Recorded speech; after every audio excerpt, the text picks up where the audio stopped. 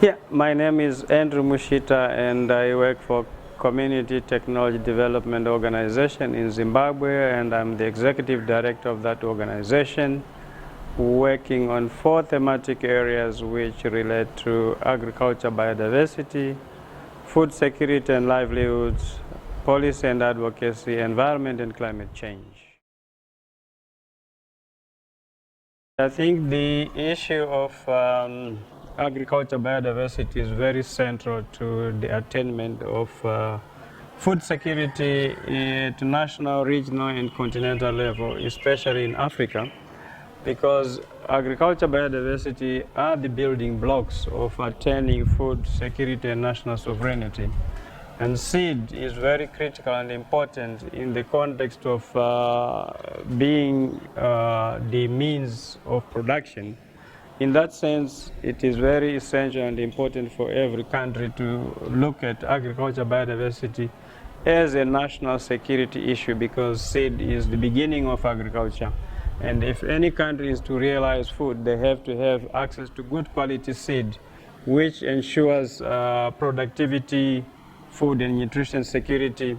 So in this context, it is very important that countries come up with specific strategic action plans and the regulatory measures which ensure that farmers have the ownership and control of seeds, and the whole agriculture diversity, which actually ensures adaptability to climate and resilient or introduction of resilient agriculture.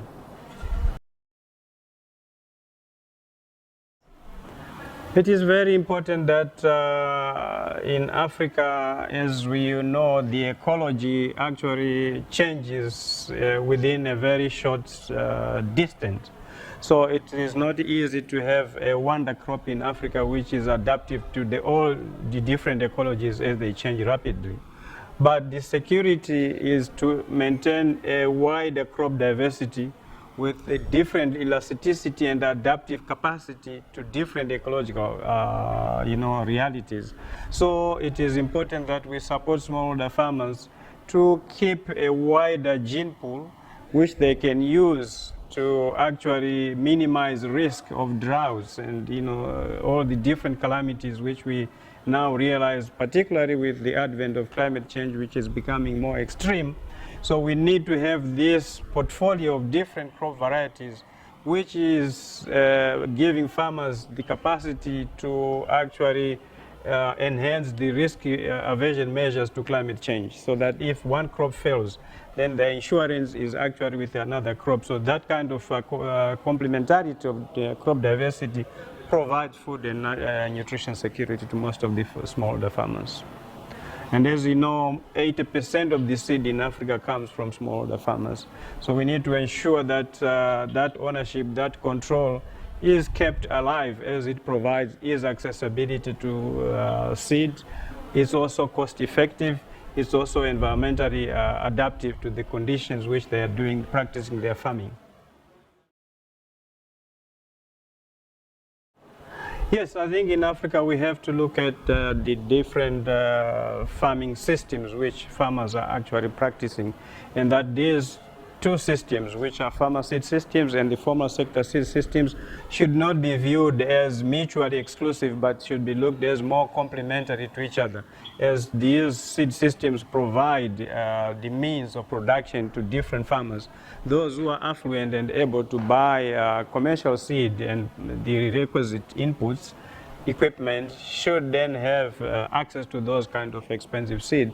But those farmers who have no economic capability to buy expensive seed should also find opportunities within the farmer seed systems to also access good quality seed and actually support their agriculture farming system. So in that sense, governments should come up with policies and strategies which actually support the 2 systems to be functional, to be effective, to be also productive in a more ecologically adaptive way.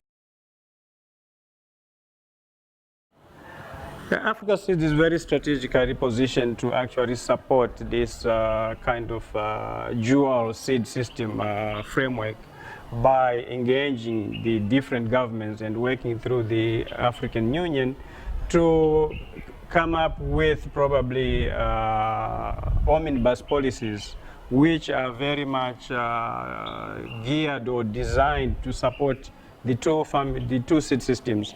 And countries can then actually domesticate and maybe actually adapt some of those policy frameworks which are really farmer-centric and which actually support the capacity of farmers to utilize both systems to their advantage, because at the end of the day, those policies should be an enabling policy framework for farmers to utilize their kind of farming systems, access to good quality seed, food and nutrition security, so that the whole continent realize increased productivity and abundant food.